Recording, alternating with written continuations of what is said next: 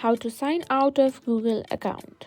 Today I'll show you how to sign out of your Google account on your iPhone.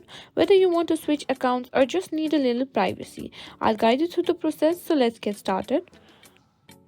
First, open the Google app or Chrome app, and after that what you need to do is simply tap on your profile picture at the top and tap on your name and scroll down and simply tap on sign out.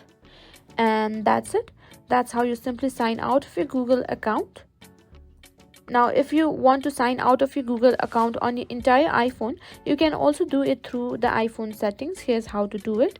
Go to settings and go to mail,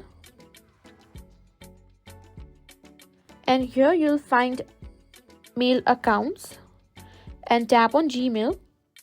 And here you can simply find the option that says delete account. Simply tap on it, and now you know how to sign out of your Google account on your iPhone.